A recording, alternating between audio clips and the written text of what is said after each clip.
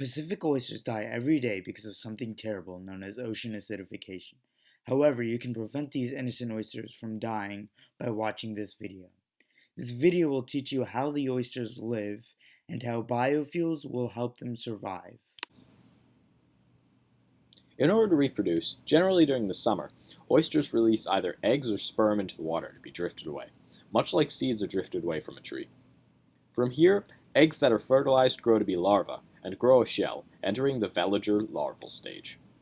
The veliger larva swims free for roughly 3 weeks.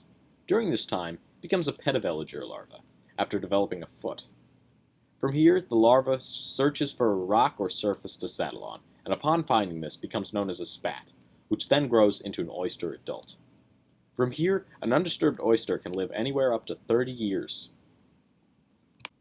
Here's an example of a food web involving the Pacific oyster, located in the Chesapeake Bay. At the lowest level, autotrophs such as diatoms, a form of plankton, and algae both perform photosynthesis to produce energy. These primary producers are consumed by the Pacific oyster, which filters them out of the water and consumes them as a primary consumer. The Pacific oyster's ability to filter the water makes the oyster a keystone species, as it plays a crucial role in water quality. A secondary consumer, such as the oyster drill, consumes oysters, clams, and other shellfish after penetrating their shells. Higher up are blue crabs, who serve both as a secondary and tertiary consumer, eating a variety of organisms, from the Pacific oyster even to oyster drills. Ocean acidification has several effects on the Pacific oyster and its habitat. For example, ocean acidification, which causes the acidity of water to rise, causes difficulties for oyster offspring. During the early development of oysters, when their shell is being formed, oysters are not yet capable of acquiring energy on their own, and rely on the energy provided from the egg. This limited amount of energy is partially spent on forming their shell. The increased acidity of the water, however, caused the oysters to use more energy in order to properly form the shell. Because of this, some oysters do not have enough energy to fully create the shell, and therefore oysters are left with ineffective shells.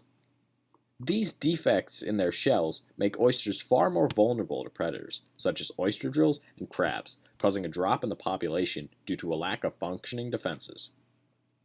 This has negative repercussions on other members of the food web as well.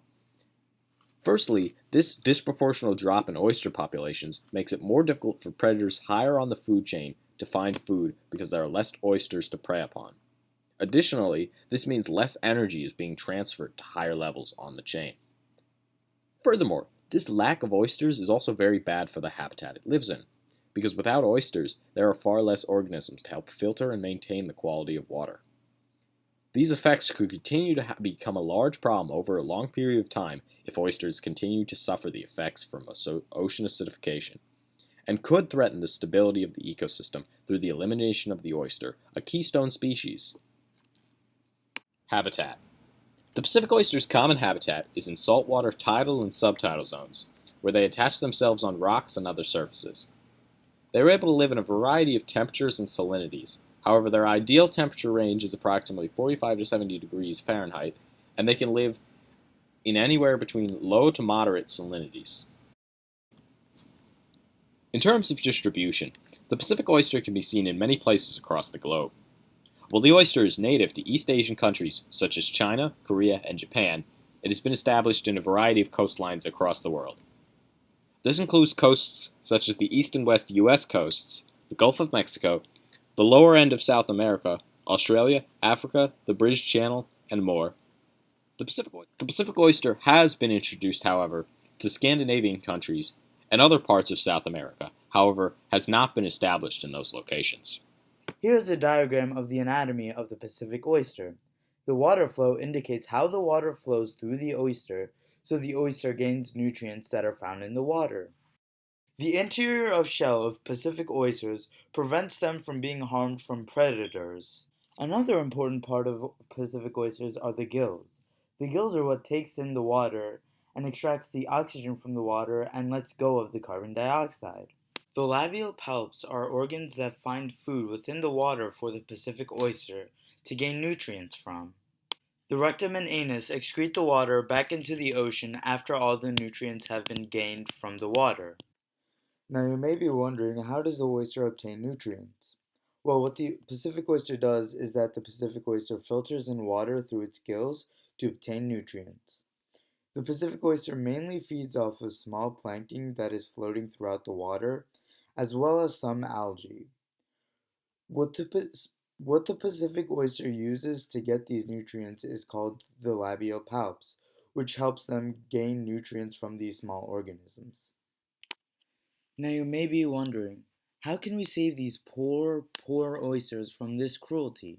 For just 30 cents a day, you could save the Pacific oyster. How, you say? Well, have I got something for you? It's magnificent. It's called Biofuels. But wait, there's more. What are some biofuels, you might ask? Well, let me tell you. Biofuels are a form of alternative fuel produced from biomass, that is, parts of plants, that produce less emissions, that are more eco-friendly than traditional fossil fuels. One benefit of biodiesel is that the production of biodiesel does no harm to the environment. All you do is combine triglyceride and methanol, which creates methyl ester, the biodiesel, and glycerol.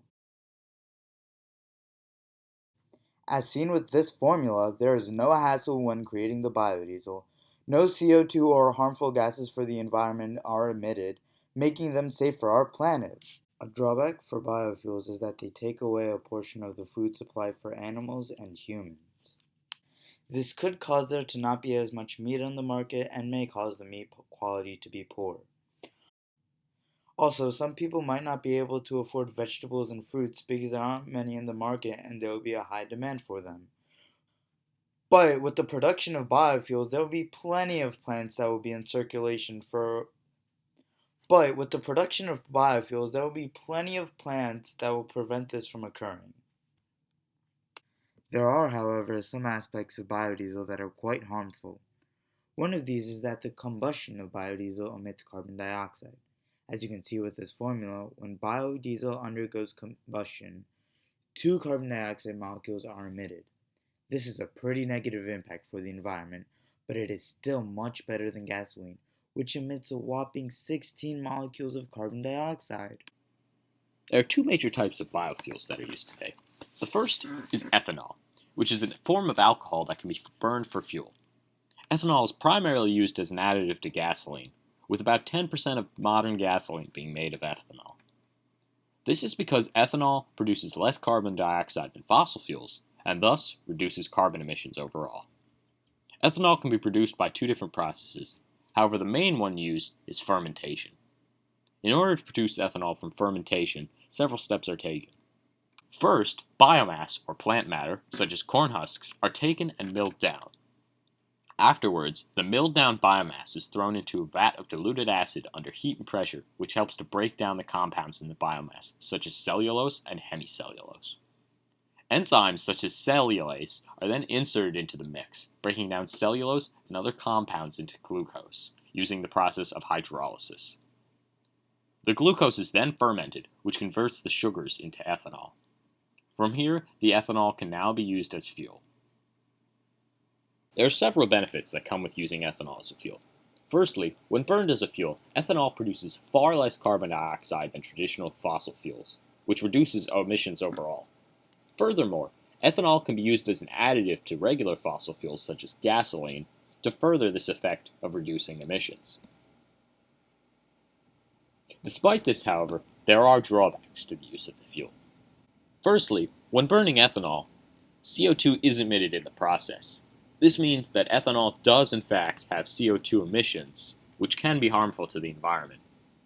Furthermore, ethanol has a low viability due to the fact that burning ethanol in large quantities requires large amounts of biomass, which could possibly consume plants that would otherwise be used for food. Altogether, biofuels will be a very useful alternative fuel for the world to use. Although biofuels do emit carbon dioxide, this is the only harmful gas that is emitted, so there are no other worries. Also, the amount of carbon dioxide released is very small compared to gasoline. In fact, biofuel emits only an eighth of what gasoline emits. About 5 billion tons of carbon dioxide were emitted in 2014. So this number could be cut down to 625 million. This may seem like a lot, but it is way better than we are now. Therefore, we should definitely switch to using biofuels.